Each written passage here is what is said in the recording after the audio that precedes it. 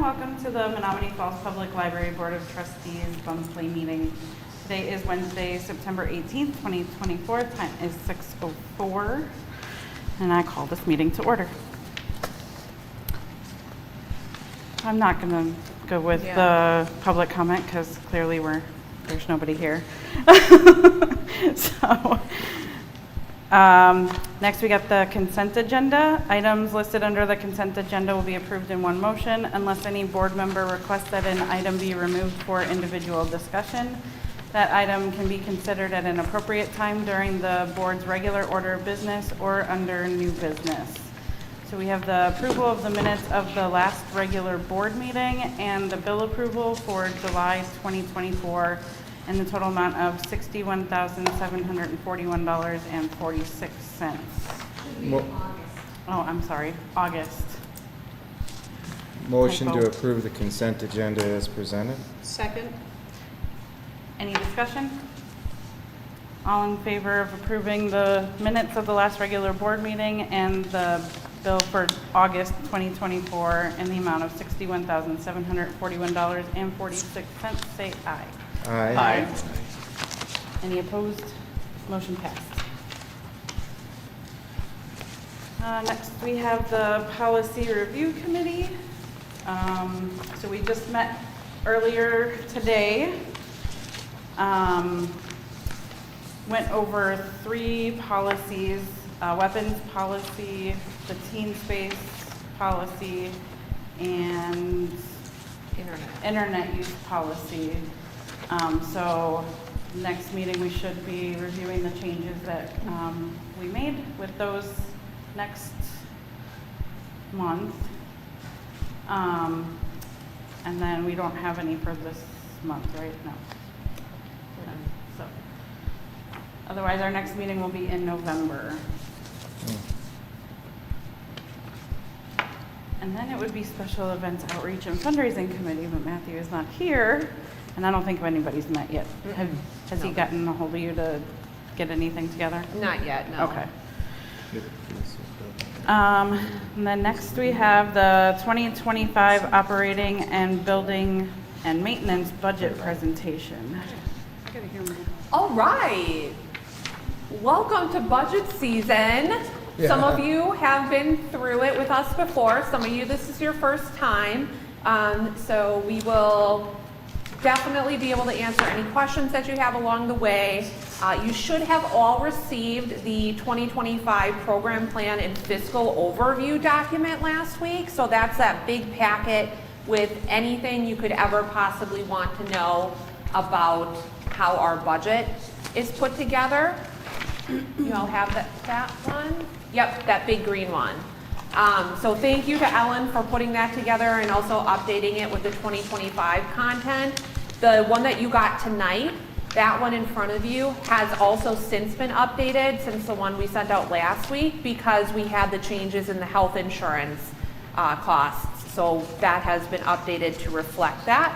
That's great news, by the way. Yeah. Woohoo! Thank you, Village HR Department. That's almost unheard of right now. Yeah. That's what I said too. I mean, Yeah. That's crazy. Yeah. In a terrific way. I mean, where most carriers are upping still and significantly. Yeah. behind it. Yeah. That's insane. So wonderful. All right. So today I want to go through our strategic priorities for 2025. We do focus on all of our strategic planning goals each year, but we do each year choose a few to hone in on during budget season that we will highlight throughout the year. I'm also going to go through the Waukesha County minimums to exempt. I'm going to discuss payroll and benefits and any changes there. I'm going to go through any special projects and purchases planned for 2025, and then also go through the revenue and expenditures using the other green sheet in your possession, the smaller one, not the big packet. So to start with our 2025 strategic priorities, we plan on continuing to make improvements to our building, both large and small. I'm going to have more information on that later in this presentation. Digital resources, one of our goals is focusing on e-materials and expanding availability to those due to demand. So we are allocating more of our materials budget to digital materials such as Hoopla and Libby because we've seen such a great increase in that. Programming, as you can tell with my monthly statistics every month, that has grown exponentially. So we continue to focus on that in the 2025 budget. So you'll also see some changes there. So the Waukesha County minimums to exempt, those were developed by the Waukesha County Board of Trustees in collaboration with Bridges Library System and librarians and library board members throughout Waukesha County. So what these are is in order for our residents of Menomonee Falls to avoid being double taxed for library services, which means that they would not only have to pay to fund this library like they do with their tax dollars, they would also have to pay the county library tax. The village board has to agree to fund the library at least to the county library tax rate. This rate is always set in fall, and then the village board actually approved it in September at their September meeting. So that's great. They agreed to fund us to at least the minimum of the county library tax rate. Awesome news. Also, the library board has to approve a budget that appropriates funds so that we can meet the minimum in multiple categories, including public computers. Is it frozen?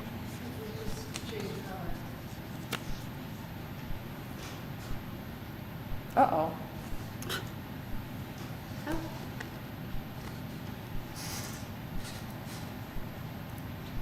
There we go. I don't know what happened. So they have to agree to appropriate funds so that we can make sure that we have the minimum amount of public computers required, the minimum amount of staff, hours open per week, and expenditures on materials. So when developing this budget, we have to make sure that we are meeting at least the minimum. So the minimum county tax rate that the village board approved in September, that is not the minimum amount needed in order for us to meet these minimums to exempt in every single category. So for instance, we wouldn't be able to fund staffing, materials, and hours open per week if the village only funded us at that minimum number. We simply wouldn't be able to operate on that amount. The minimum that they have to appropriate in 2025 is $1.4 million approximately. I'm rounding. For context, this year in 2024, they graciously appropriated over $2 million to the library. So they are funding us well above the minimum based on the needs that we have in order to meet our minimums. One of the reasons that we need additional funding in order to go above and beyond the minimums is that our building is unique. For staffing, we have 3 service desks over 2 floors. So our staffing needs are going to be different than a 1-story library that maybe has 1 or 2 service desks for staffing. We also provide a lot of different services and unique services to our patrons day to day. So that requires staffing for that. So in the chart, you'll see that what we're currently spending on materials and what our staffing looks like. So we currently, in 2024, have 20.38 full-time equivalent staff. So that's a mixture of part-time and full-time employees, plus 0.63 village support staff. So that makes up our 40% that we pay for a village maintenance employee, and then support staff that we pay a portion of their salary and benefits in finance, human resources, things like that, that for the time that they spend doing library-related work. In addition to paying their salary, we also are responsible for paying that same percentage of their benefits, their retirement, vacation payouts if they leave. That all falls under our purview and out of our budget. What are the percentages on 0.6. So approximately 6% of that. Okay, thanks. So wait, hold on a second. Go back. Is it 0.6? It's, I'm sorry, 0.6. 0.63. We have 0.63 village staff. Oh, okay. So per person, we're paying approximately 6% of their Gotcha. salary. Okay. I'm sorry. Okay. Well, yeah. There are a couple that were just doing .3, but most of them are .6, Gotcha. except for maintenance. Yes, which is 0.4. Perfect. So you'll see that we actually had a decrease in our FTE budgeted next year. So we were able to implement some pretty good efficiencies this year and decrease part-time reference assistant hours in order to be fiscally conservative, staying on top of making sure that we are getting a balanced budget and also just respectful of tight budgets. So no positions were eliminated. We were able to create this efficiency by backfilling an open position and then also working with an employee who expressed interest in reducing hours. So there were no involuntary hour cuts with this. It just happened that we saw a chance to save some money in the budget and we took it, and we've been trialing it through 2024 and it's working really, really well. So we've been able to slightly decrease the FTE for the library from 20.38 to 20.15. It's not much, but I think continuing to do these, look for these efficiencies where we can is really, really important. And I have to really give a shout out to the staff because they're the ones really doing the work to make these efficiencies and change workflows so that we're not needing as many staff hours in order to provide the exact same service.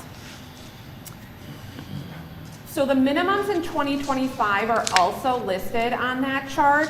The Waukesha County standards, those are adjusted for every 500 additional residents. So there's a big chart at the back of the county document that shows you what the standards are per every 500 residents of the municipality. It's also in the green one on that. Yeah, you can see our portion of it. Yeah, So it's here. the very last Last page of the page big in the document. Got it. Appendix A. So in 2025, we go back 2 years. So we're using the 2023 Menomonee Falls population of 39,585 people, and that's rounded up to 40,000, so it rounds up. What we started doing last year with your stamp of approval is that for materials expenditures, we incorporate a buffer of adding 1,000 people when budgeting.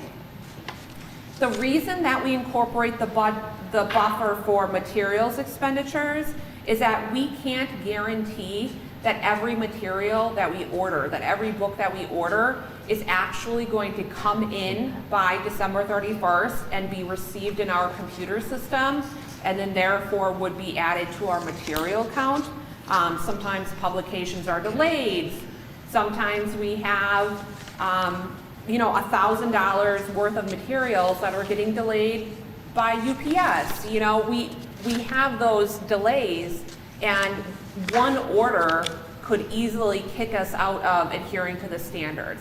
So that's why we incorporated that buffer of 1,000 people, so that we're able to ensure that we don't violate the standards and that we're in adherence with that. So we just to understand, because I was looking over at Nicole's as well, as we're at the 40,500. That's the reference number we use in this chart for us.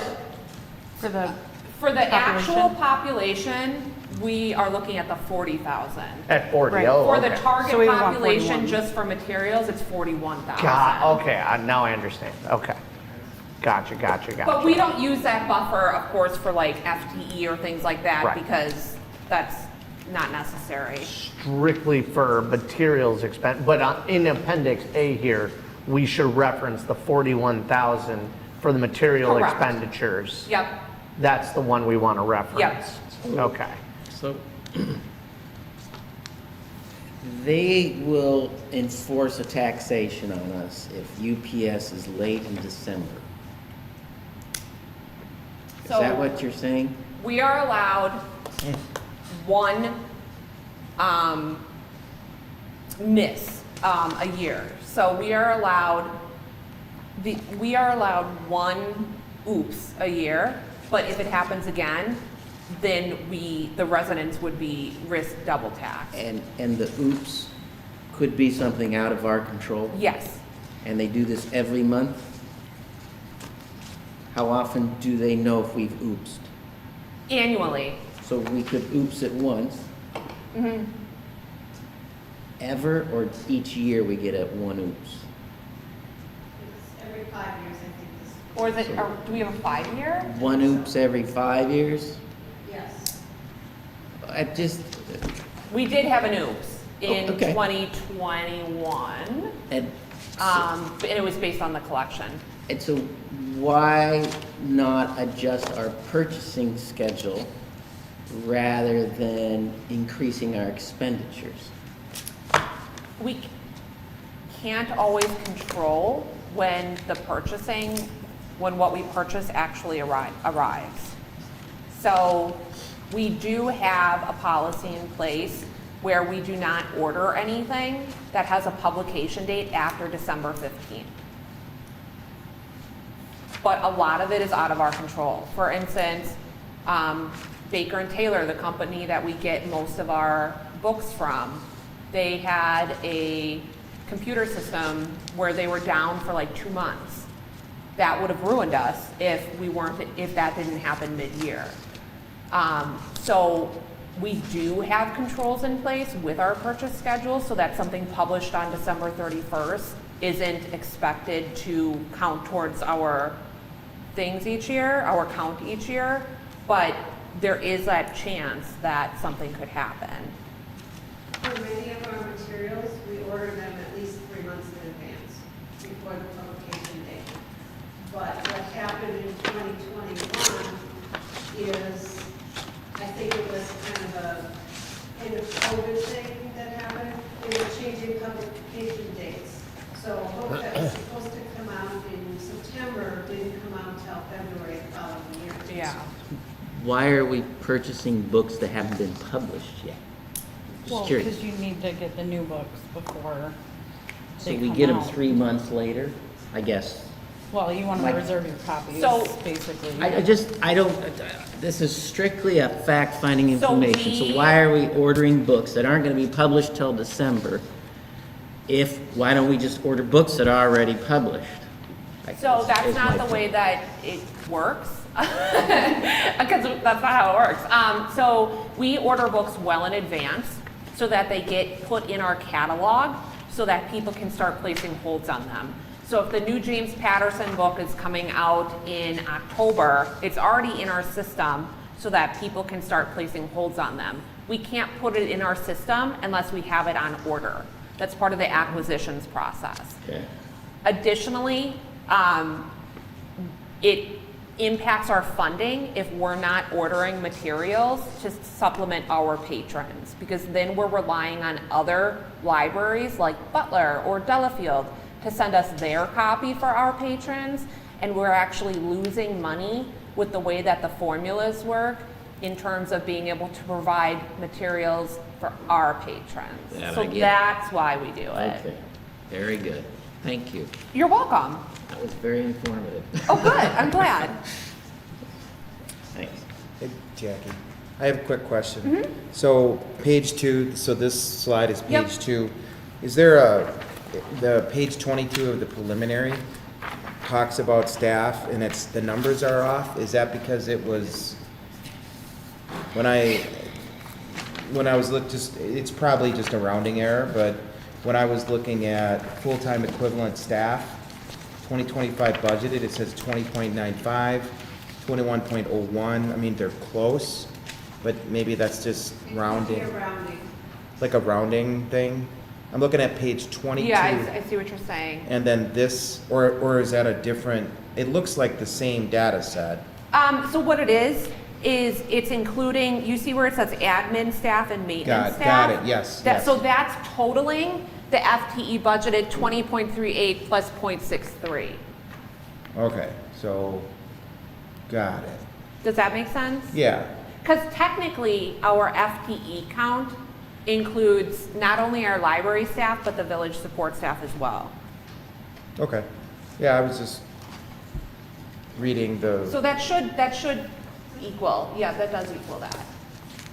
Right? Well, it's not rounded, that's for sure. Oh, I see, okay. yeah, I was just looking at them side by side. Oh, right. Oh, Any- so I the don't bold get it, down I'm at the sorry. bottom equals the budgeted on the right. The FTE on the top equals the 21.01. Yes. Got it. Got it. Any other questions on this? Top.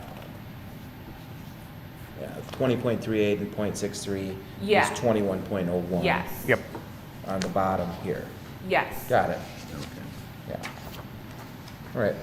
Thank All you. right. Thank you. You're welcome. Moving on. So something that I am going to be proposing this year involves our master's degree librarians. So in 2023, the Wisconsin System and Resource Library Administrators of Wisconsin, in cahoots with DPI, they conducted a public library staff compensation report, and they were able to engage 305 public libraries throughout the state. I also did my own research regarding Waukesha County data, since that is most close to us. So the great news with this is that our rates for our pages, our circulation clerks, our reference assistants, our managers, and my position, those are all competitive and in line with the county, the regional, and the state averages. So those are really, really good.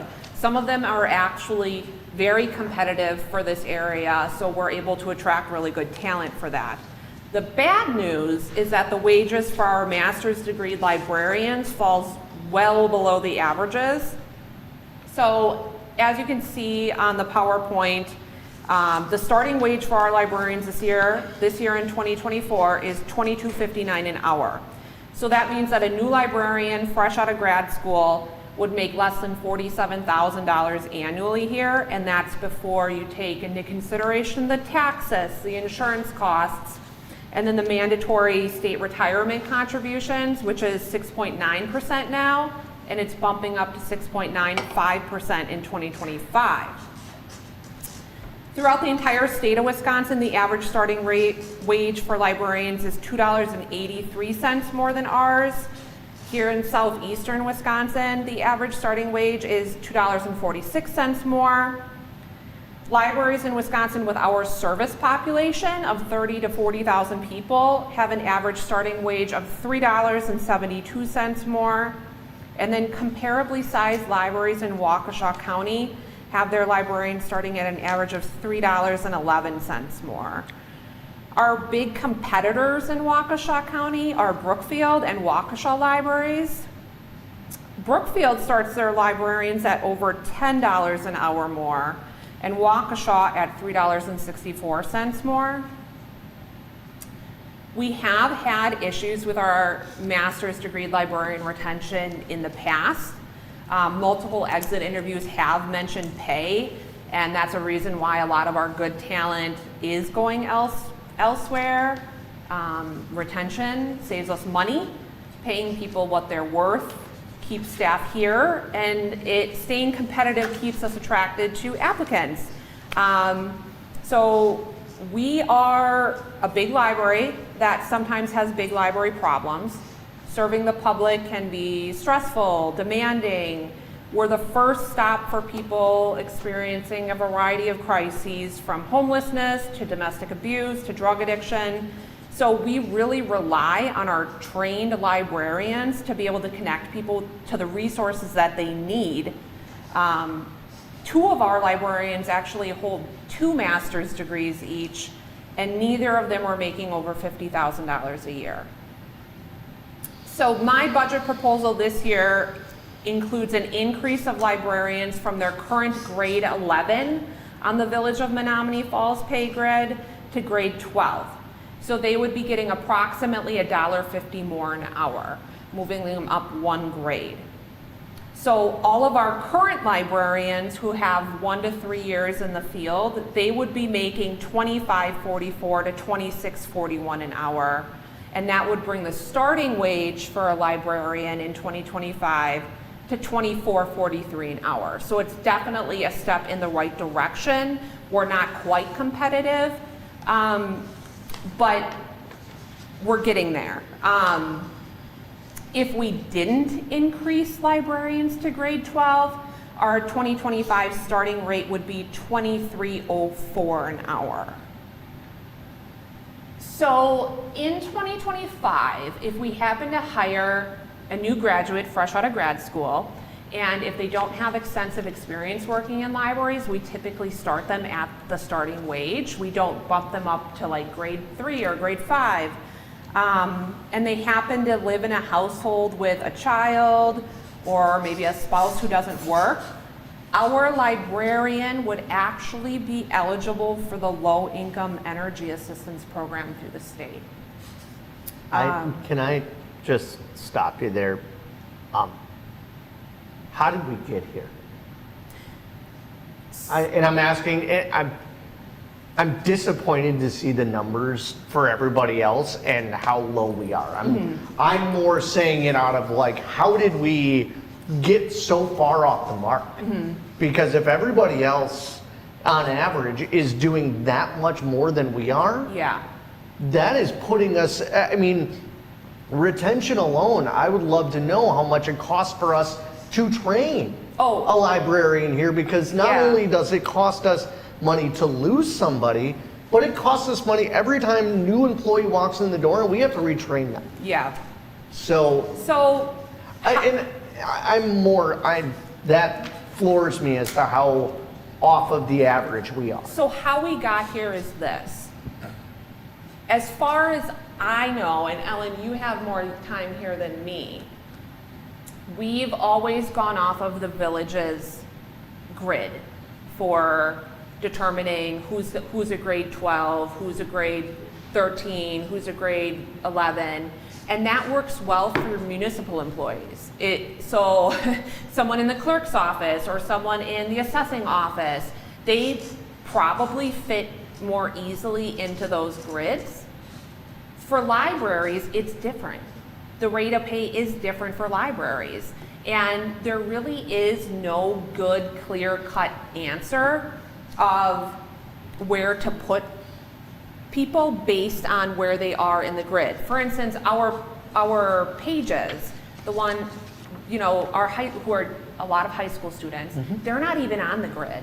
We've been working for a couple years now to get them on the grid because the village doesn't pay anybody at $10 an hour. Sure. So they started at $8.50 and they just never got bumped up.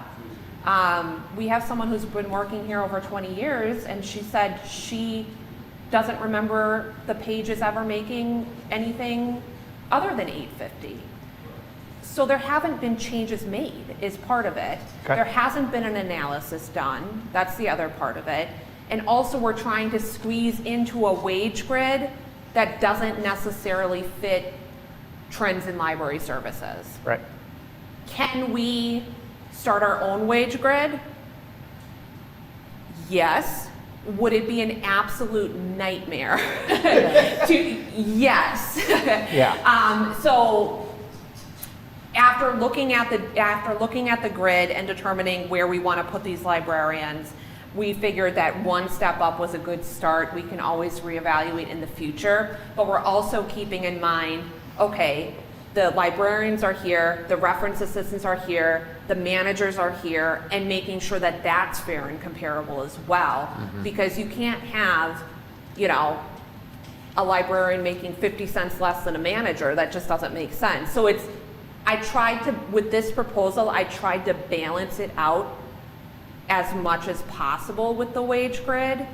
I will say something special and unique about Menomonee Falls is that we also follow the village's cost of living adjustments and performance-based increases. So every year, we have a cost of living adjustment January 1st, and everybody gets that.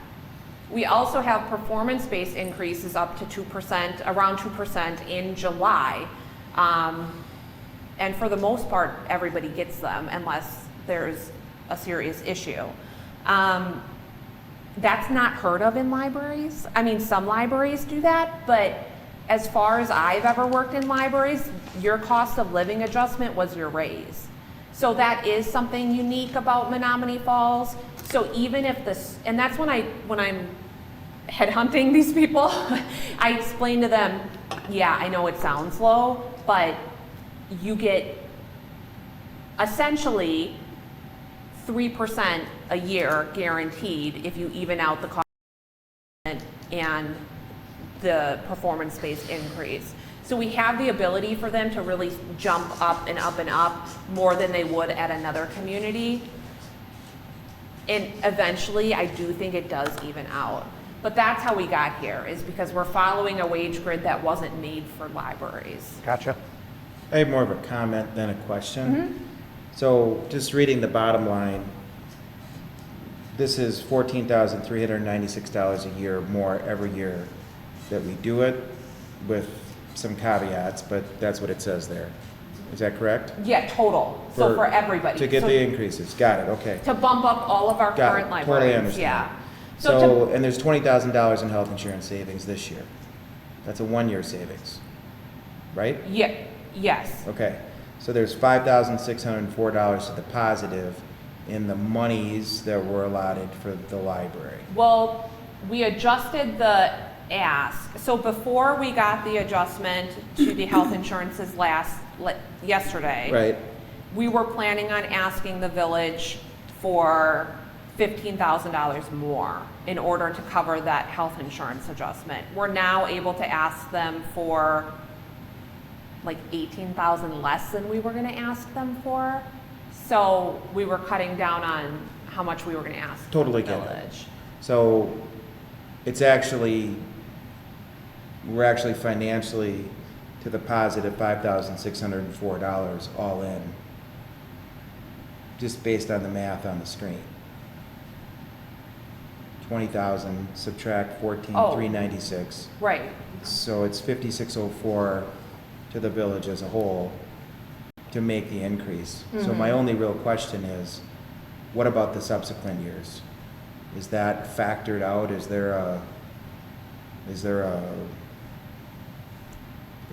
a negative, is it negative in 1 year or 2 years, or is this doable for more than just 1 year in a fiscally responsible way? Yes, I do believe so. So all of our current librarians that we have here, they are 0 to 3 years in the field. So it's not like we're bumping up someone who's been here 20 years up to the next grade on the chart, which would make a huge chunk in the budget. They're all relatively low in their current step.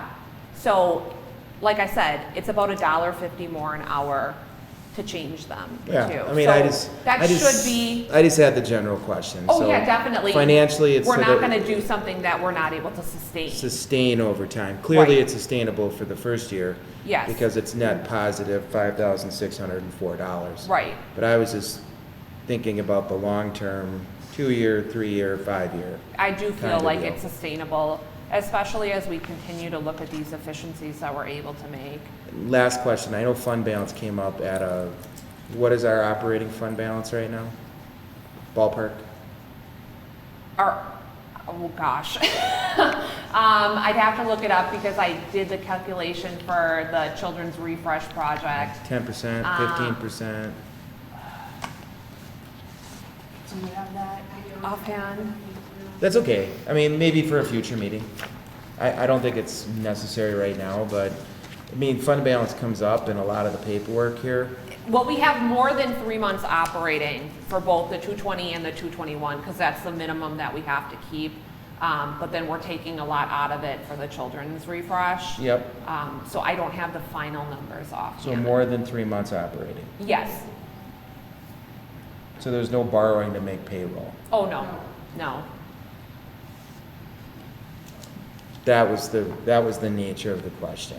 Public schools, not ours. Right. A lot of public schools, not the school district in Menomonee Falls, borrow to make payroll.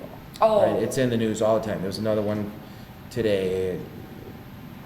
You know, we get these state education articles about borrowing to make payroll. Yeah, That our was fund the- balance isn't big enough to do that. Yeah, that was the nature of my question. Yeah, So, once again, not in the SDMF, we don't do yep. that. So this increase is built into all of our other revenues, whether it's the Got it. cross-county reimbursements or the allocation from the village. Totally got it. That's all I have. How many librarians are there a day working here?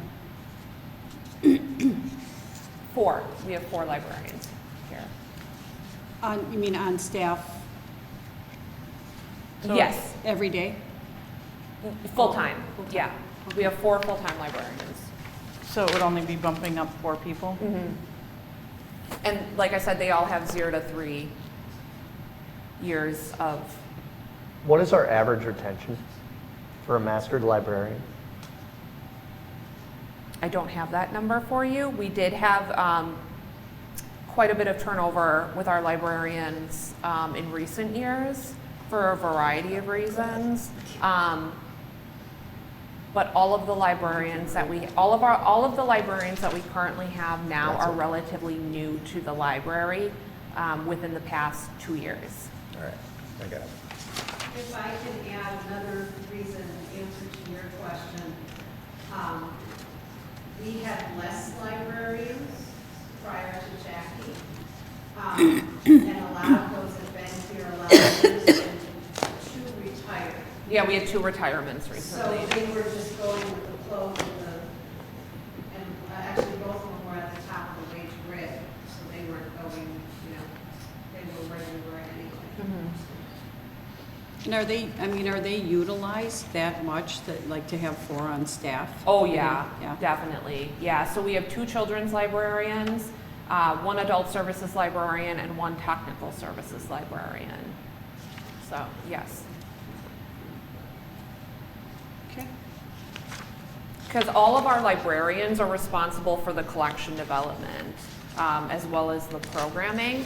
The only big difference between our librarians versus like our reference assistants, which requires a college degree typically, or, similar experience, is that they have the training and the knowledge on collection development, and they're there to answer the more complicated reference questions or issues that may arise. So yeah, I do think that's a sufficient amount of librarians. Are there any reference assistants that make more than a mastered librarian? No. Okay. I believe it's not possible, correct? It may be if they've been here like Very long a time. very long time, but I don't believe that we have any currently making more, no. We do have reference assistants who have their masters in library science, but they're working as reference assistants, so they're being paid as reference Yeah. assistants. Well, and that's more by choice, I suppose, than it is by, Yeah, we can't whatever else. make You new pay jobs just for. reference, you pay reference assistants for the Right. job title, not Exactly. just because you have a master's. Exactly. Somebody with a PhD isn't going to get paid differently if they're working at McDonald's for having a PhD. Correct. Go ahead, Jeff. So if we were to lose a librarian, what is the market out there for librarians? It fluctuates. Because we have a hard time with teachers. Yep. Because If- the market's real tight. I don't know what it is for librarians. Is it fluctuates. like historians at a museum where good luck getting the job? We're a or little is it- bit, we're lucky because we're so close to UW Milwaukee that has the program, the Masters in Library Science program, so we have a lot of fresh graduates living in the area typically. But it definitely depends on the position. And you know, there's ebbs and flows. There's been times where we've posted and we've expected, oh, we're gonna get a ton of applications and we get not much. It really depends.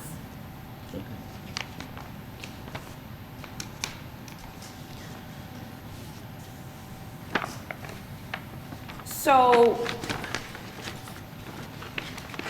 my point is that I believe that this is a step in the right direction.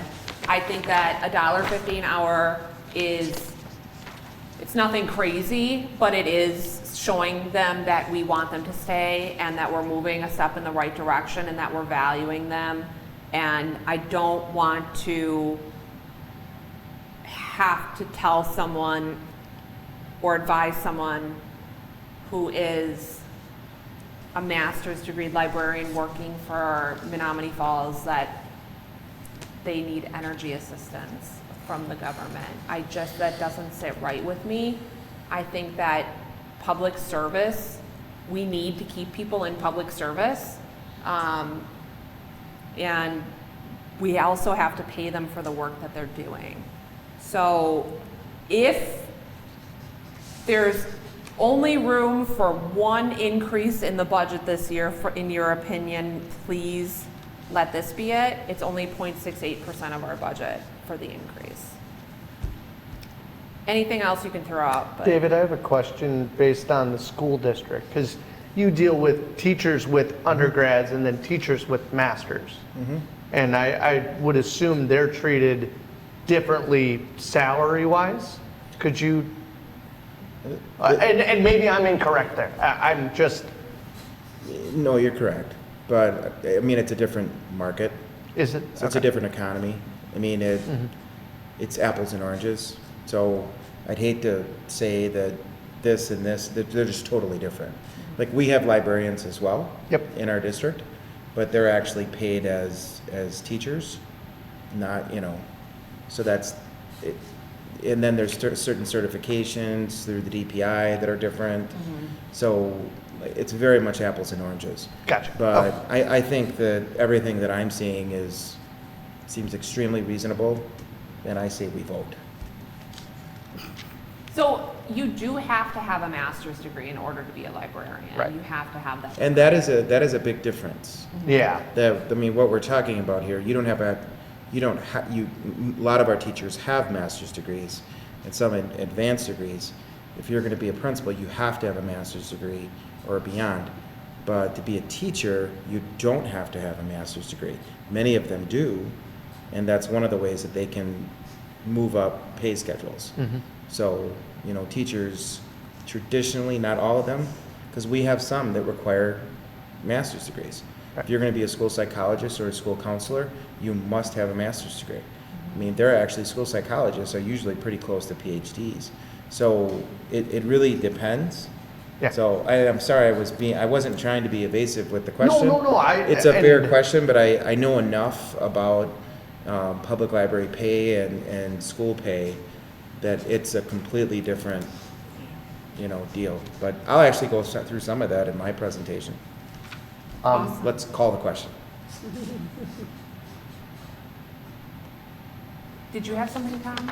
The only thing that I would say is I would wonder, $1.50 an hour, are we lowballing? Could we do more? And I don't know. I'm just asking that question, or is that going to stretch us too thin? Or is it not that? Can we ask for a proposal to show what it would take to get us competitive? Before we discuss that, I recommend that I make a motion to approve this as presented, meaning the proposal as presented. Well, this would be for the entire budget as a whole. Yeah, for everything. Yeah. Oh, okay. Well, then we can still discuss it. Sure. We can Okay. still discuss it, obviously, after a motion and a second, Okay. meaning a change, Yeah. because you're talking about a possible change, which, okay. And I was getting ahead of myself. I mean, like, if we're gonna change something, we can discuss that, but after we do a motion in a second. Yeah.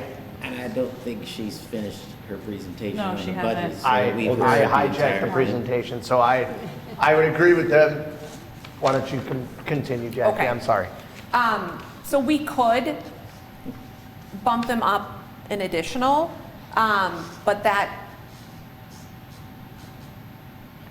Well, we can talk We about that in could. discussion. Why don't you just, okay. Where you you're at keep is going, fine. you were Okay. on building and maintenance, I hijacked So- it because Building and maintenance, woohoo! So after consulting with the village manager, he recommended that we wait until 2026 to do the bulk of our first floor, the rest of our first floor project, the flooring, the painting, the furnishings updates. That would be the lobby, the AV department, and the boardroom and the staff areas. So he recommended that we wait until 2026 because they are going to be developing, as we all know, a village building maintenance plan for the money from the waste management for the tipping fees. The dump. Yeah. So, yeah, yes. I was trying to be classy about it, David. There's nothing classy about a dump. Well, I think it's great. I mean, if you live in the village, I only paid $3. I could dump as much as I want. I think it's awesome. So Mark really wanted to get that done before I bring my proposal in for those changes, Yeah. because he wanted to include that in that document. So I've been continuing to work on it because this takes time. So I've been spending the past few months investigating different companies to work with. The scope would be new carpeting, it would be removing the wallpaper and replacing it with paint, some new counters and built-in areas for the staff workflows. Because of this area of the library, we've got the lobby where people need to walk through in order to get into the building. It's not like the children's library where we can just like tape it off. I do think we need to work with a professional on this. This is not something that I can general contract. It's just too big of a project. I know my limits. So I would like to move forward in 2025 with working with Growth Design Group. They are a library-focused design company out of Cedarburg and Milwaukee, and they have a really strong focus on libraries. The other companies that I consulted with, they were great, but they don't have a strong background or knowledge in libraries. And for something as important as the circulation area of the library, the lobby of the library, I think that it's really important. And I was really impressed with the way that they provided suggestions and had a real vested interest in how the library actually operates and how we do things, and looking at traffic and looking at our other areas of the library. So they were really all in. So I'd like to work with them. They do everything from helping with furniture selections to picking out new lighting, coordinating with the general contractor so that I don't have to, which I love. So I want to go with a company that works with a full breadth of service, as I cannot dedicate the time to coordinating all of it. So if we do this work in 2026, presuming all goes according to plan, we need to start planning in 2025 with growth, because we'll have to have all of that information from them for budget season in August of 2025. In order to offset the large appropriation of funds that we're going to be asking for in 2026, we built in $30,000 into this budget for new tables and chairs in this community room, so that they're ADA accessible, so that they are not stacking chairs, but they're nesting, so that the staff don't have to constantly stack them. You know, that will hurt your back after a while, and it'll be easier for the patrons to set up. They're at the end of their lifespan. You guys have to sit in these chairs every month. You know, they could be better. I like them. Okay, well, would you like them for the school district? We'll give them to you for Yeah, free, I David. might. If you're giving them, yeah. well, They're yours. Wow, that's awesome. Additionally, it doesn't take much to make you happy, and I love that about you. We have started to incorporate carpet cleaning and then power washing of the building into our 221 maintenance schedule. This is part of my big, larger plan to develop a schedule where we stay on top of building maintenance so that it doesn't just deteriorate before our eyes. I'm all about preventive maintenance. I could talk about it all day. So we're starting to incorporate that. Finally, as you probably remember from our coffee shop meetings, we have been over budget in our utilities lines for many years now, to the amount of $15,000 to $20,000 over budget on electrical. So working with Tom Hoffman, who prepared the budget for the first time this year, it used to be Arlen for years, we discussed that we need an increase of $15,000 allocation in that line so that we don't go over budget in our electricity. It just never happened in the past where that was increased. I don't know why. And then we also are increasing water and sewer based on the projected village increases to that next year. So this is a large part of our increased ask to the village this year, but it will really protect us from going over budget next year. So with the green sheet that you all have that says revenues at the top in 2025, 2024, it's that one single green sheet. Yep, that one.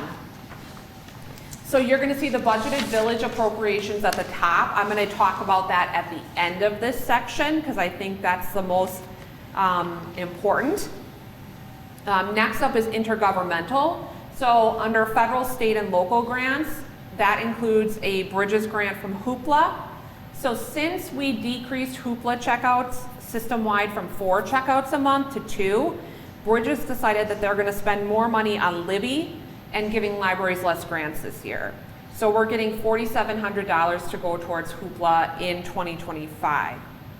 We've also budgeted $3,000 for a Bridges non-competitive improvement grant that we will be granted next year, and that can go towards anything technology, accessibility, or marketing. We just have to figure out what we want to spend it on. So that will be determined kind of once we find our final budget allocations and if there's any holes there.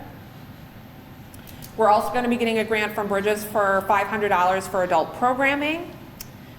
Our grant funding has decreased, our anticipated grant funding has decreased, but there's always a possibility that we could bring in more grant funding in 2025 as those grants arise. We just don't know about them yet. So we may be able to bring in more grant funding.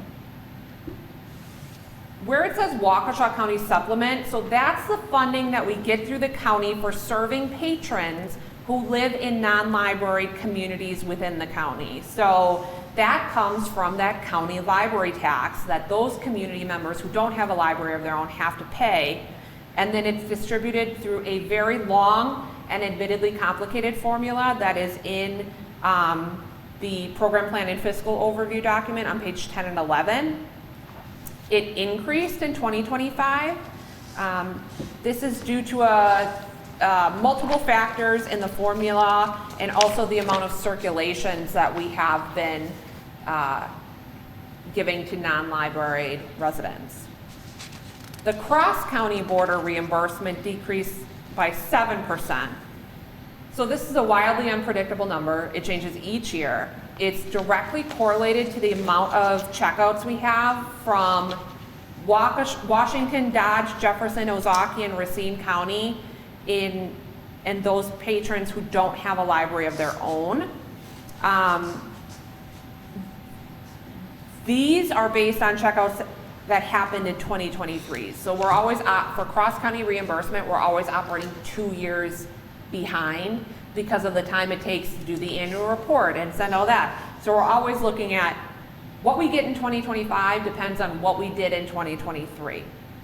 We saw a decrease in the Washington County circulations, but an increase in Ozaukee, Jefferson, Dodge, and Racine. Racine is technically not adjacent to Waukesha County, obviously, but Bridges has a special contract with their library system, and it's circulation's based on 70% of the cost that it actually takes to check out those materials based on our expenditures. Based on trends in recent years, we feel confident that we can increase fines and lost materials revenues by $5,000. So based on how much we've been actually receiving, we feel confident that we can budget for at least $5,000 more. Copy and print revenue has also been growing in the past few years, so we increased that by $2,000. The non-resident fees, those are charges for cards from Milwaukee County residents who wish to check out here, and that's $75 a year. Question, Yes, this is just my curiosity. yes, Is the copy and print revenue include faxes? no. Because we make like $10 a year on the faxes, maybe? That's under other revenue. Yeah. Okay, got it. Thank you for entertaining that question. You're not gonna let that one go, are No, you? my father-in-law, to his credit, when he had his own business for all these years, he only did the fax, so just keep going, sorry. Bringing it back, bringing it back. Bringing it back. They say everything always comes back Cyclical. eventually. Cyclical, yeah. So we typically see people from Milwaukee County who don't work in the falls or go to school in the falls get a card here because of our expanded hours. A lot of the Milwaukee County libraries close, you know, at like 6 or 7, or that we have services that they don't have. So people are willing to pay $75 a year to get a card here so that they can check out. Milwaukee actually charges our residents $100 to get a card in the Milwaukee library system. So it's a little bit of a deal, but we honestly do not have that many people. Yeah, like 15 is what Yeah, you're saying. yeah. More or less. That does not include students.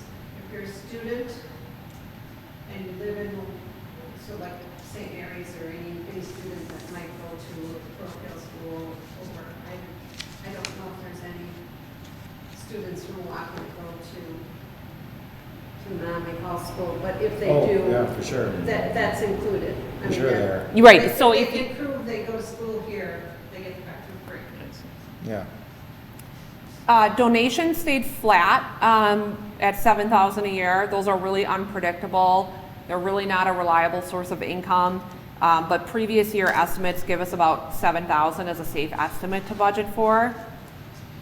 We increased the expected Friends donations from the Menomonee Falls Library Friends from $4,000 to $7,000. On average, they've been giving about $7,000 a year, and we would anticipate that moving forward into 2025. We kept coffee shop revenue at $0. We don't have any projections right now. Any money that we would receive will go towards any unbudgeted purchases or will be kept in the fund balance to build up for a larger purchase. So just for this first year, we didn't want to rely on a number that we may not get. Vending machine revenue has actually been decreasing this year, so we budgeted $100 less than last year. Our other revenue is interest earnings for both the 220 and the 221 fund balances.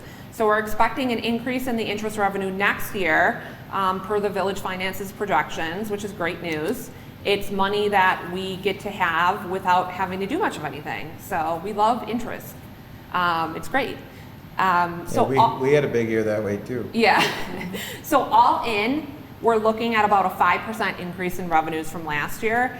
So we feel that all of the changes to our projections are accurate. And hopefully we get even more. Moving on to expenditures, which is, of course, the fun part, spending money. What? Oh, don't worry, that's coming after this one. Don't worry, Nicole. I saved the best for last. The village is going to be at the last. So first up, we have materials. So the materials budget reflects the amount we need to spend per the standards. Physical materials are flat, and then e-materials are having a slight increase of $2,710. That is about 1.5 months of Hoopla use from our patrons. So not too big of an increase, but it's something.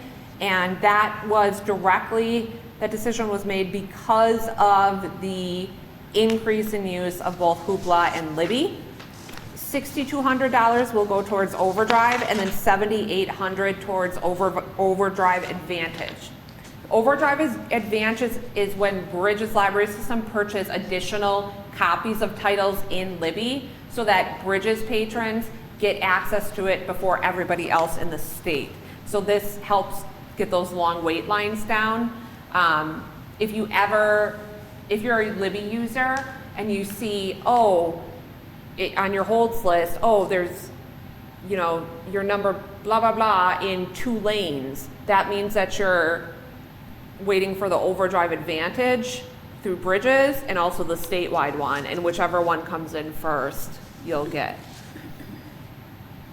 $8,600 will be spent on Hoopla with the Bridges grant, and then we matched that with an additional $8,600 to continue offering Hoopla to our patrons. Physical materials are staying the same allocations as last year, with $132,500 going to adult materials, $11,700 going to teen, and then $47,200. So we're not buying less children's or teen materials than we are adult. It's just the prices on those. The teen books are purposely priced at like $15 for a hardcover so that they're affordable for teens, whereas James Patterson books are like $28 for a hardcover. So that's just the reason for the difference there. So with salaries, we are seeing an increase of about 6% over the operating budget and also the building and maintenance budget, because remember, in the building and maintenance 221, we pay that 40% for our village maintenance employee. So this includes the cost of living adjustments, which are going to be 2% at the beginning of 2025, as well as performance-based increases, which are going to be approximately 2% in July. This also includes the adjustment to the librarian wages, and we had a change in, we are paying additional funds towards the village administrative staff. So now that they have created a full-fledged human resources department, we're paying 6% of 2 full-time human resources employees there, as well as their benefits. So that was a change from last year. And then, as I said before, Wisconsin retirement contributions are increasing by 0.05% next year, so there is a slight change in that as well. Employee continuing education had a... Just a quick Yep, question. oh yeah. I want to go back. Why is there 4 asterisks after library materials? Just curious. So I didn't ask when we were on it. Is there a lot of, And it's next to the word total as well. is there a lot of So addition? this document is the same format as the one you get every month. Where's the one from today? I really appreciate the sword.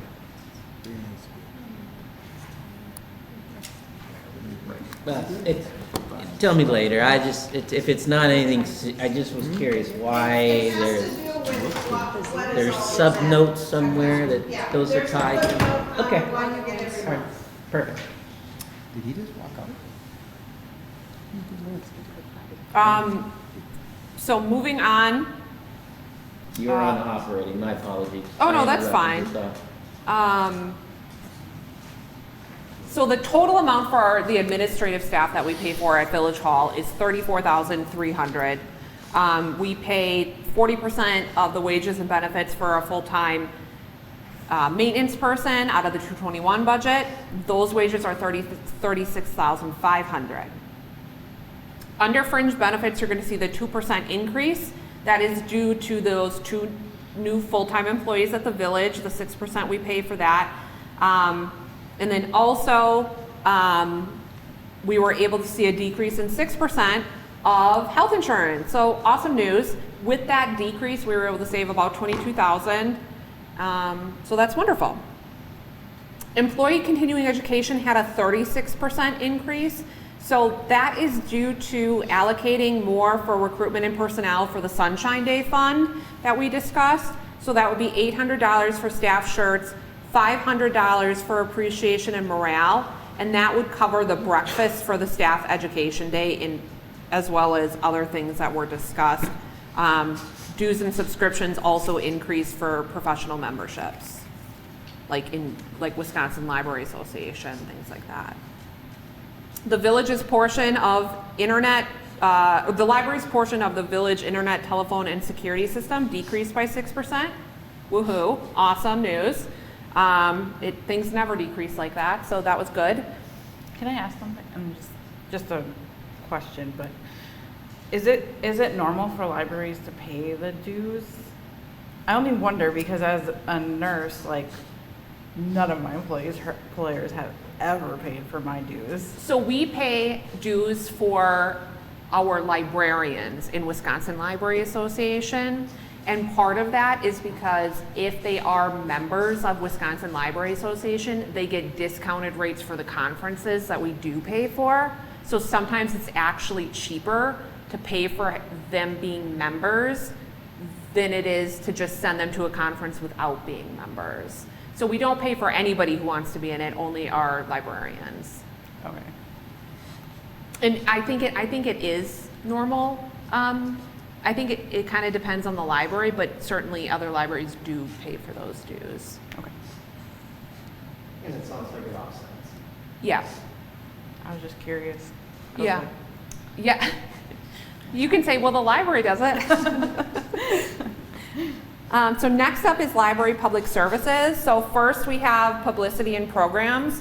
We're anticipating an increase in donations for programming through the different grants that I mentioned and other donations. So we slightly increased the programming budget from $10,000 to $14,800. We also had in there some slight increases to our movie licensing costs that we have. So when we show movies, and that's around $200. Next, we have the database products, so that increased $100. So that's the various databases and digital programs that we get through Bridges Library System, like Ancestry, Consumer Reports, all that. That increased $100. The library system fees, so that's member charges to be part of Bridges Library System. That includes our 5 days a week delivery, the online catalog, and all the maintenance that entails. And that increased by $1,700 this year for a total of $38,000. Materials recovery fees, those are included in public services. The materials recovery fee is $700. We anticipate getting that back 100% from those patrons who are admitted to that service. So every time someone doesn't return their materials, after a certain point, it gets sent to this materials recovery service, and there's a $25 non-refundable charge, and the patron is responsible for that. We also include funds for our domain name, business card, brochures, the Storyteller magazine. This year, the Friends contributed funds to help offset the cost of the Storytellers so we could expand it. We're expecting to spend about $3,100 next year on our Storytellers, and we're going to be asking the Friends to pay a portion of that cost. The public internet and Wi-Fi charges remain flat. We have our public internet that we get through the Teach Line for $1,200 a year, and then our public Wi-Fi at only $400 a year.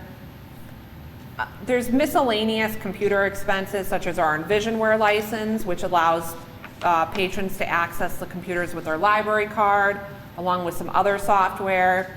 This has not seen a significant increase, and actually we saw slight decreases because we were able to decrease the amount of public computers. So as well as saving money on the actual purchases of new computers, we saved money on some of the software that goes along with that. So that was a nice perk.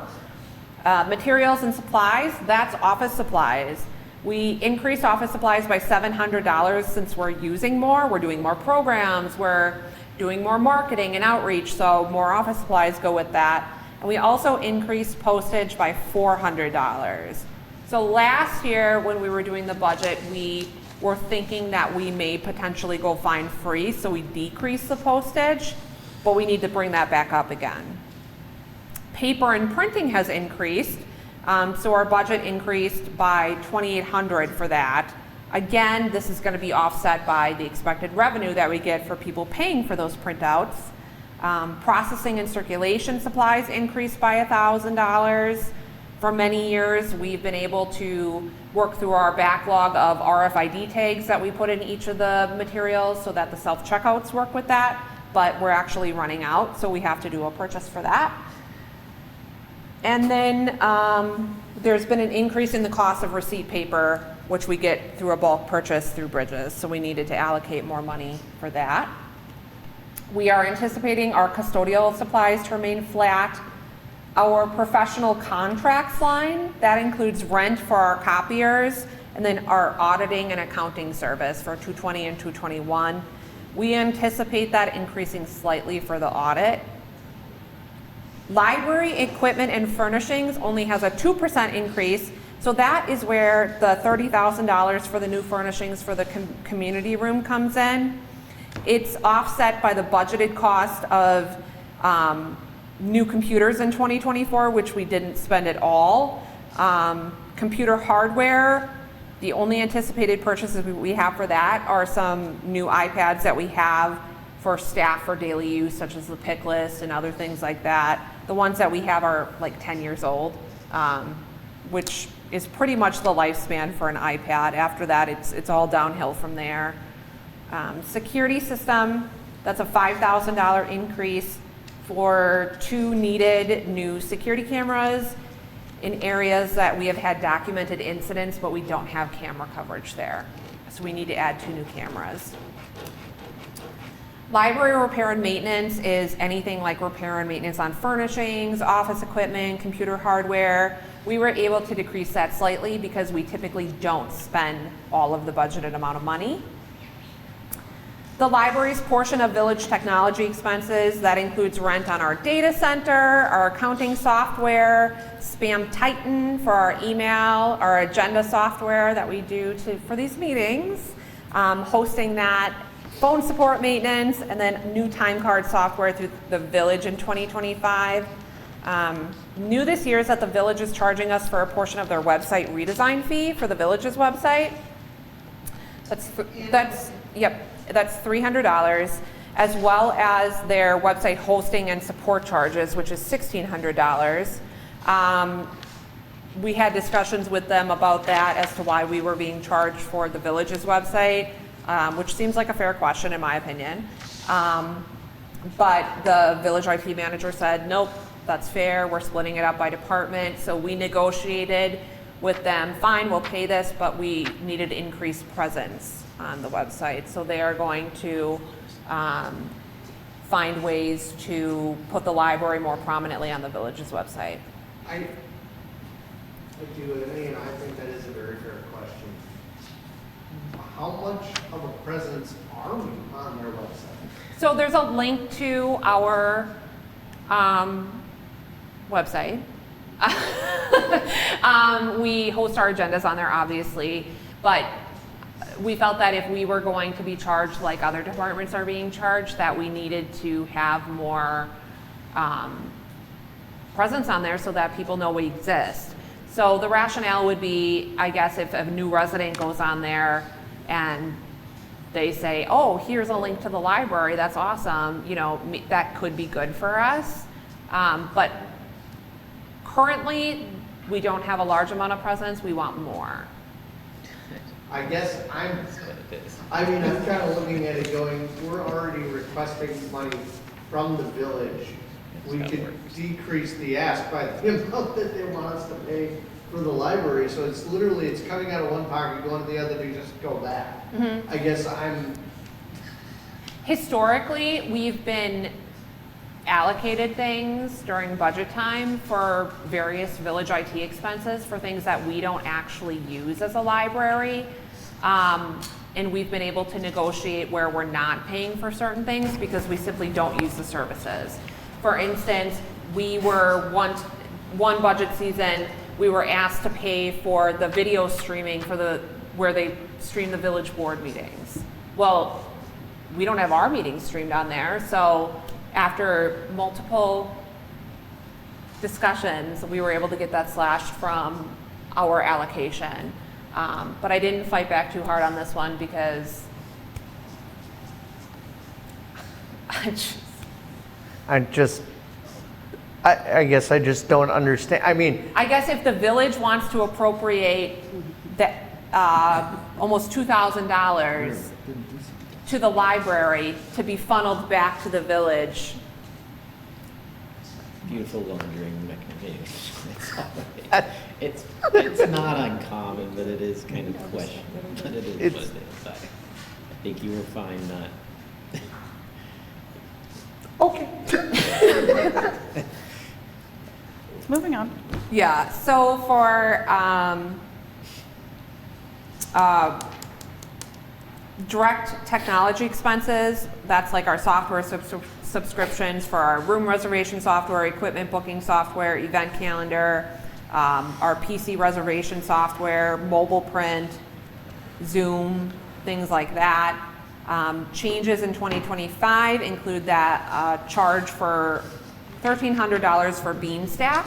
So that's the software that we use to run our summer library program, our winter reading program, and then some occasional one-off programs like we did the Solar Eclipse Reading Challenge. So the state actually paid for that for 3 years, and now they're done paying for it. So we were able to get a group purchase through Bridges, and that's how much we are going to be charged for that.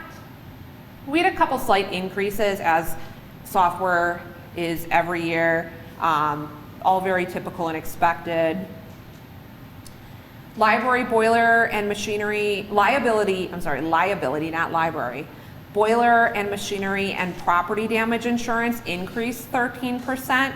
Most notable was a $2,400 increase in property damage insurance, $400 in boiler and machinery, and $300 in liability. Not much we can do about those charges. Those are all negotiated through the village? Yep. And typically, we don't get those numbers prior to the budget being presented to the board. We did happen to get them this year, so those are more accurate. If you look at past budgets, we're usually over on those lines. So under building, mechanical, and maintenance, that's a 7% increase, including a $19,000 increase in contracts. That includes a 5% increase to snow and ice control, a 3% increase to landscaping maintenance, rugs, fire extinguisher maintenance, $1,000 budgeted for roof repairs, and then this is a window cleaning year, so that's $6,000, and then building pressure washing, which is $8,600. I couldn't tell you when this building has ever been pressure washed professionally, but I'm sure you've all seen the unsightly black mildew runoff on the building. We've gotten lots of complaints about it, so it's time. And you said that's something you're going to build in Regularly, yes, because it can't keep going with, we have no idea when this was last done. Like, I need a schedule, I need a calendar, I need organization here. I can say it's more than 10 years. That's a long time. That's a very long time. Mechanicals contracts, so that's things like HVAC system chemicals, elevator maintenance, fire sprinkler testing, things like that, fire alarm testing, things like that. And then we have our custodial contract for $42,000, and that's for 6-day-a-week cleaning from our outside contractor. Buildings and grounds decreased about 30% this year, and that's because this year we have the lighting controller replacement budgeted in there, so that's why we're going to have the decrease next year. Typically, it's like repair and maintenance things in that line, like air filters, chemicals, things like that. And then I mentioned before, I think it was in this meeting, energy and water increasing by $15,500. So we did the study of electrical usage. We worked with the village staff and determined that that's how much we need to increase it. So, all in, overall, expenditures increased 5% from last year when you look at all of our revenue sources. But the good news is, we're only asking the village for a 4.3% increase in the amount of $87,900. So a lot of that has to do with the more money that we need for electricity, the money that we need to pay the 6% allocations for their 2 HR staff. And then I think it's imperative to note that our 2024 ask and increase was shockingly modest at 0.84%. So really, we're just making up for lost time by asking for 4.3 this year. So our overall increase in revenue, about 25,000 of that is actually coming from non-municipal sources, like the cross-county reimbursement. So we're not relying on the village for all of our budget requests, only 78% of it. So without the increase in utilities, if we didn't need that 15K, we'd only be asking for a 3.5% increase.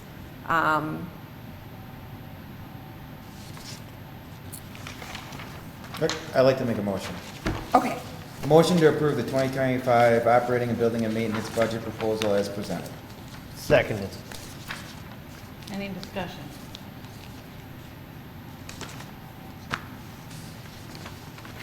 All in favor of approving the 2025 budget as presented, say aye. Aye. Aye. Any opposed? Motion passed. Great job on the presentation. thank you. I think in the future, maybe we could talk about Yeah, larger increases or maybe over time. Yes, I agree. How to look at things over time. yes, Yeah. I'll keep working on that, thank I you. mean, I think that that's a reasonable thing to study and to continue to look at how to stay competitive. And thank you to Ellen for all of your help crunching the numbers and working with, it's always down to the wire, every year. Every year it's down to, Yeah, when the wire is. yeah. By the time we got the final payroll numbers and insurance numbers from the village, we had like less than 48 hours to turn this around into an actual budget that made sense and get it to you. So great job, Ellen. Yeah, when I saw the health insurance numbers, I knew it was gonna be a good thing because that's usually the driver. Yeah. Thank you for connecting Oh, yeah. your people with our people. Absolutely. Absolutely. Anything that we can do to keep our health insurance. Yeah. Right. Thank you all for approving the budget. I really appreciate it. Yeah, great work, really Good great job. work, all, Thank both you. of you. Thank But- you. And Yeah. whoever else behind the scenes, because obviously, there's a lot that goes into this.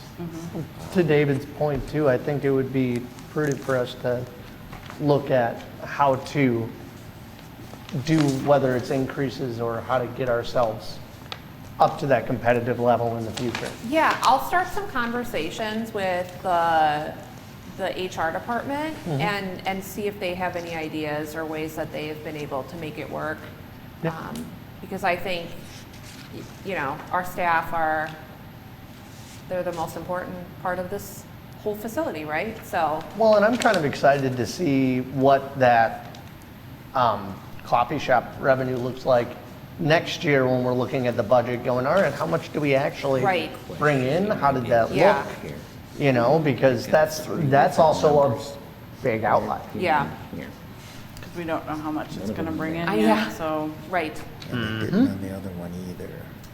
I'm expecting it to be quite Take nice. their total, it's the one that's in Hope- front of this. very And then hopeful. here's our Anyway, grand total expenditures. moving on to the Which is president's different, I reports. assumed an appropriation, but Honestly, I've been super busy with think personal I go- stuff. I think that's So, other than coming in for the Latitudes grand opening, which That's was what I was- awesome, I think really hasn't been a whole lot of library stuff going on this this month. is I did a fundraiser for preliminary draft on here. my work, actually on Saturday, that was pretty successful. So it was sponsored by Harley Davidson, and it was a ride to recovery. Nice. So Awesome. we had fun. I brought my kids.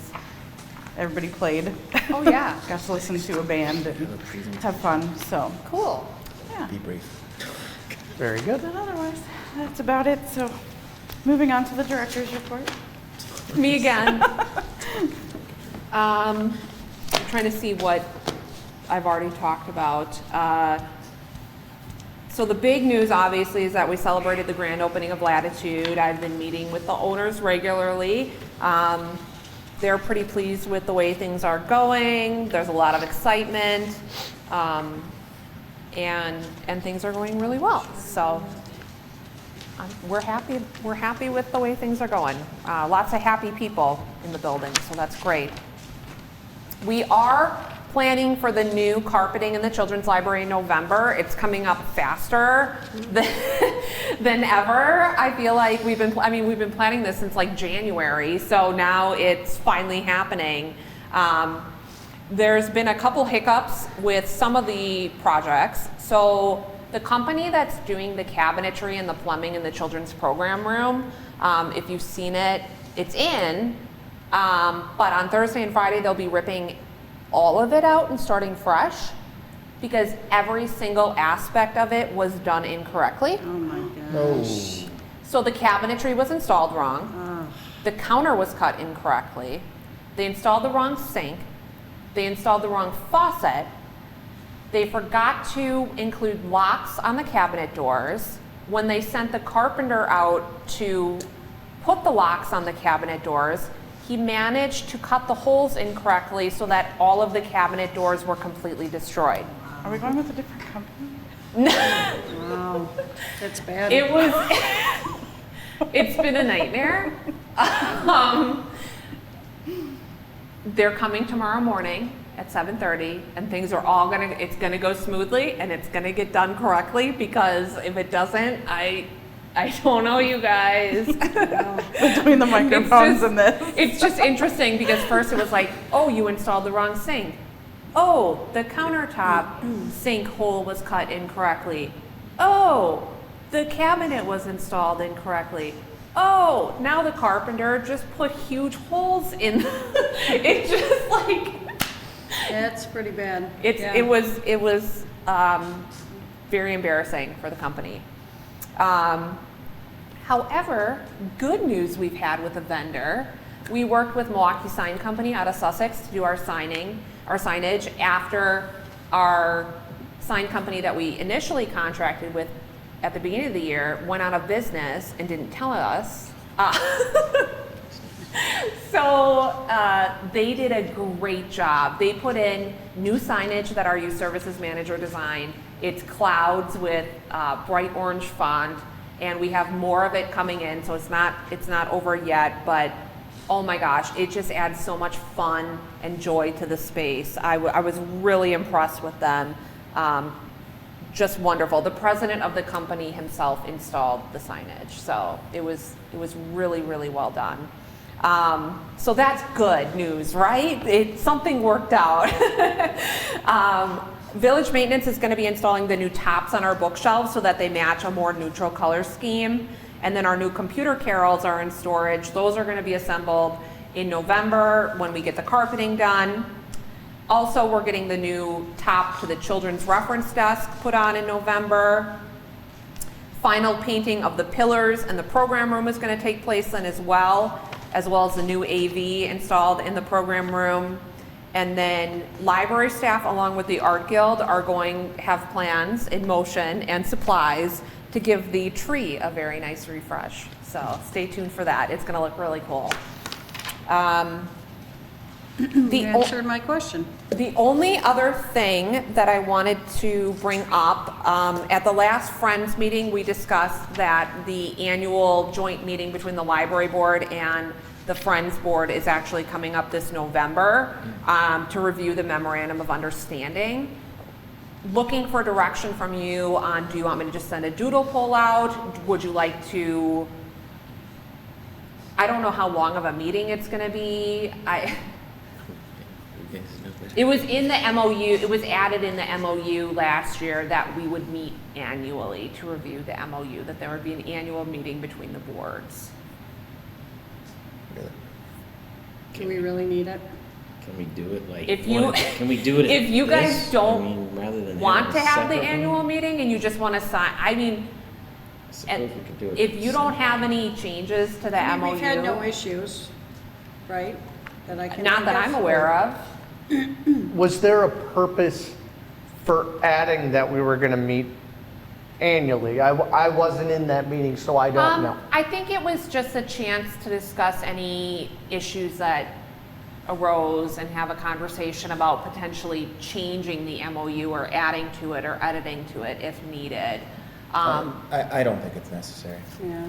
Unless they have an issue. Yeah. And I asked them, I'm like, do any of you have any interest in making any amendments to the MOU? And they said no.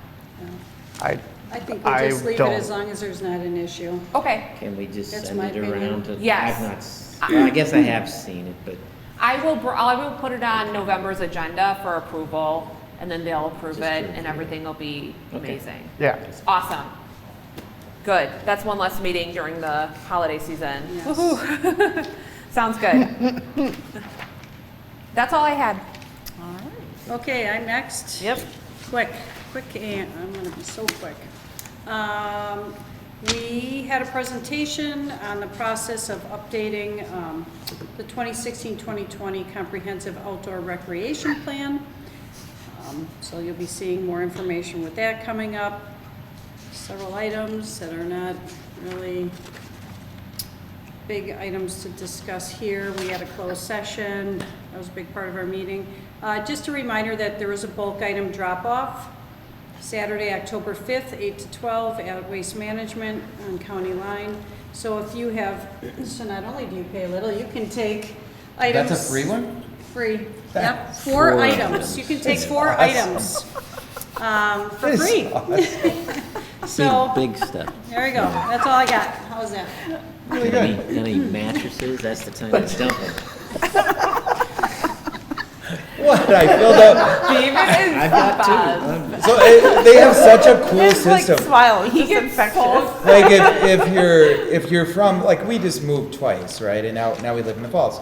So if you have some bulk things, I packed up my vehicle, went over there, and I was expecting to, I was fine paying with whatever, right? Well, you're from the Falls, you get the blue thing, and then you go through and you do whatever. Then you come back, you give them your credit card because they don't take cash, which is fine, right? It's great. And then I saw the charge on the card, and it was $3, and I'm like, really? I don't think I could have put anything more in my car. Hey, my last one was 6, but I had my truck and a trailer. I mean, let's put it this way. One of them had to do with a basketball hoop, a massive basketball hoop that was left. Come on. I kid you not. Anyway. So, $3. is it my turn? It's your Okay, turn. let's go, David. All right. I'm going to pass around and then do an overview of a few things, and I think there's enough for everybody. And you can keep these. So just a brief overview from the district. We had finished our annual meeting, and I'll just wait a couple seconds. I'm not going to go over each slide. This is just for you and general information, and this is all public. This is a hodgepodge of multiple different meetings. So the hodgepodge is my presentation at an annual meeting. There's some budget information in here, and there's also information from a presentation I did at the Optimist Club. So it's kind of a hodgepodge of 3 things. Not gonna zip through all of it. Third page, there's in yellow there, lists some new staff on my lead teams. So you'll see some people, they work here. Dan Halverson, he's one of my administrators now at district office. Al Just, new special education. He's great, been with us in the district, hired internally. And then I have a new direct executive assistant, which some have been aware of. She's doing great. She was in HR, but she kind of moved over working with me. The next couple of pages, not going to go over them in detail. I'm going to skip to the pictures, but in the pages in between, if you have time, I kind of go over the strategic plan, which is now approved. That's this nice colored page right here. I'm not going to jump into that in detail. It's all on video on the district website if you choose to go there. But these are some of the specific slides that give examples of work that we're doing to show here's how we're attacking the strategic plan and how we're going to measure it. It talks about land in there. It talks about school safety. It gets into continuous improvement. It gets into finances, dollars and cents, including property. So those are things to see. picture here of all of our new staff. Actually, our retention, we had some really great numbers in terms of retention. Over 95% retention rate from last year to this year, which is a huge improvement. And that's why that picture is there. So that includes custodians. There's like 3 administrators in there, because we hired a bunch of assistant principals and UADs in there, a couple new assistant principals at the middle school. So we've had a really good hiring season, but retention was very good. Because the year before, it wasn't so good. It was closer to 85, 86%. So a lot less turnover this year, which we're excited about.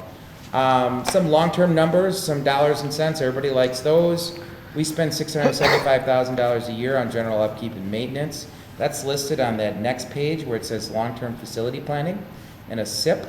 So that's just some spending that we have done this year, some big spending. And we'll get to the pictures of all that. Some huge takeaways, like I said, this is a hodgepodge of things, and I only need like 2 more minutes. There's over $500,000 of interest savings from 21, and then another $3.3 million of interest savings. So long and short of it, the mill rate, which is tax, is actually decreasing and is at a 31-year low for the school district. That's great. But we've increased the number of staff members, increased pay. We have over 600 staff members, and there's $3.3 million in interest savings to the taxpayers due to how we prepaid debt.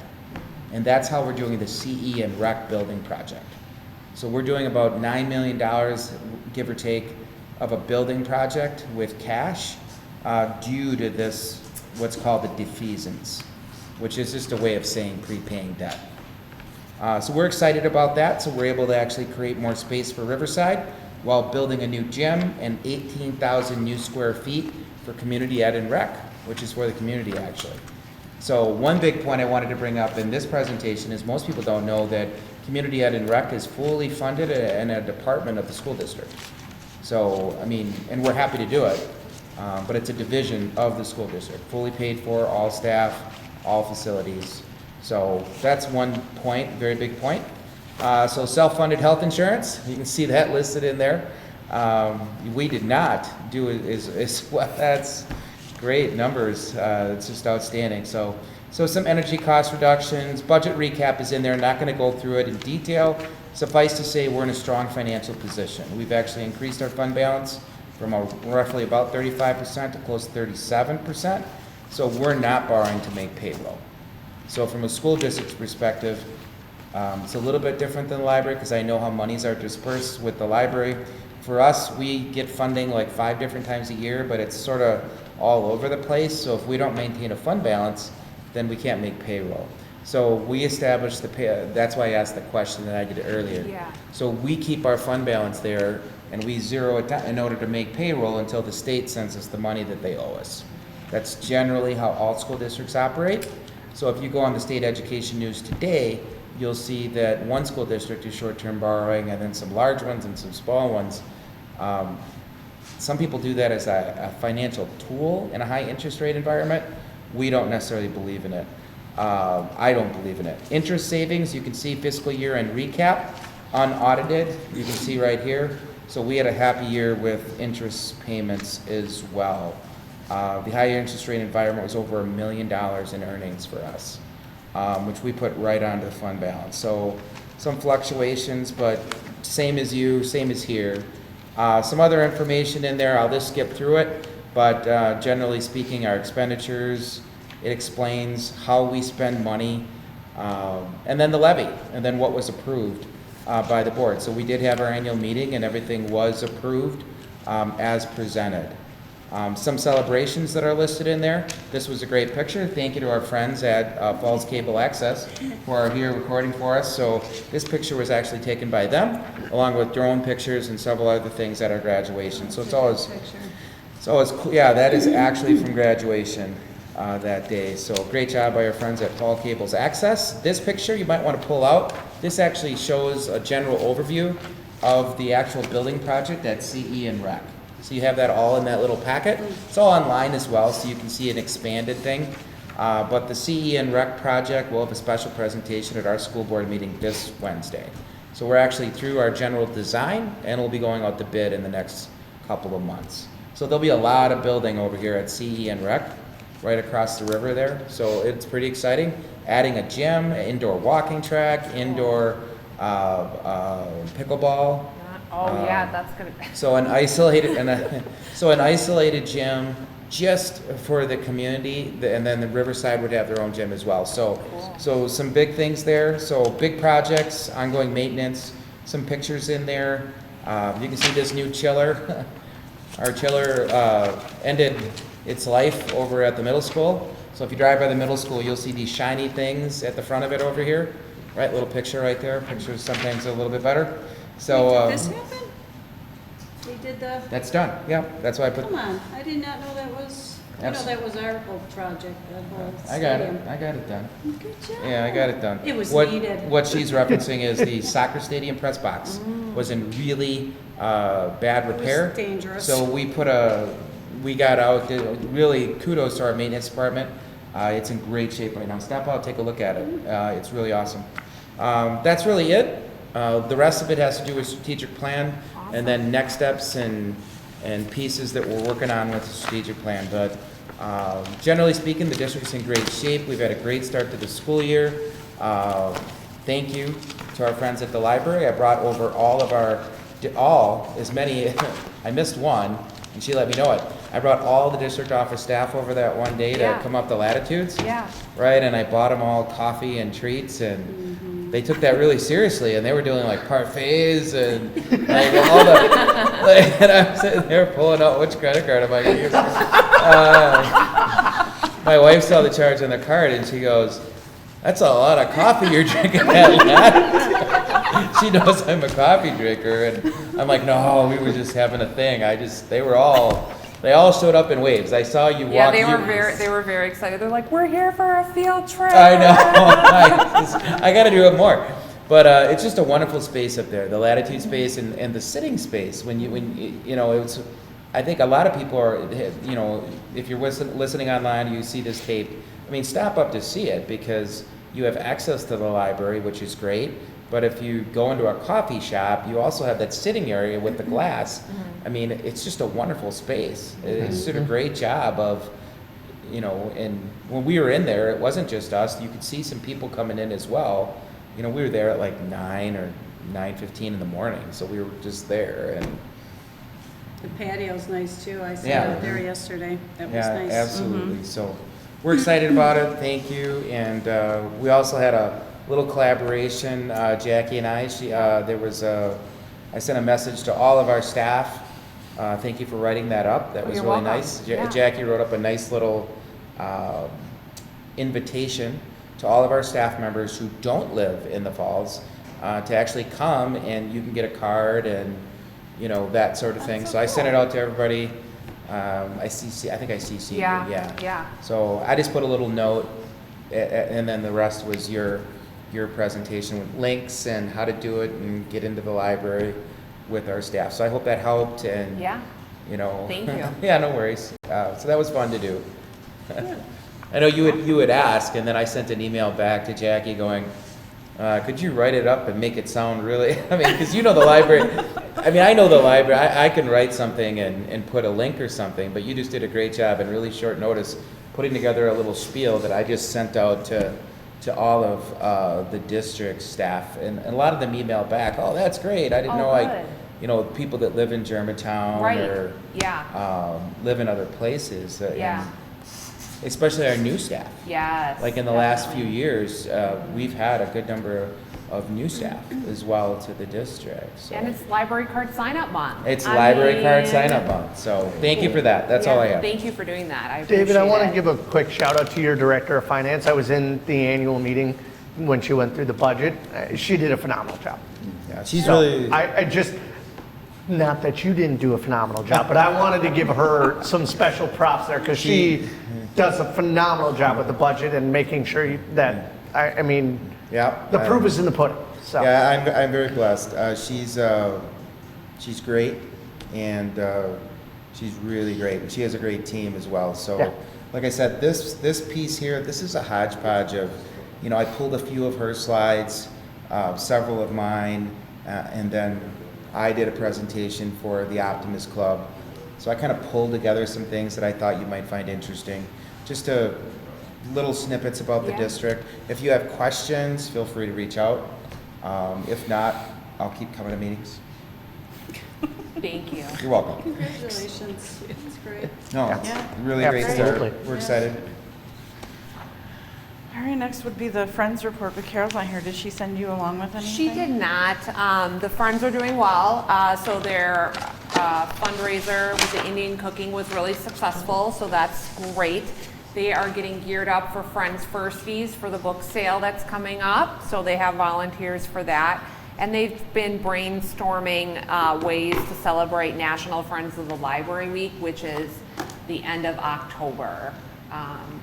They are also going to be having a bake sale here at the library on Election Day, offering some sweet treats. So keeping it old school with our fundraising. Everybody likes a bake sale, so. Right? That's pretty much it for the Friends, but yeah,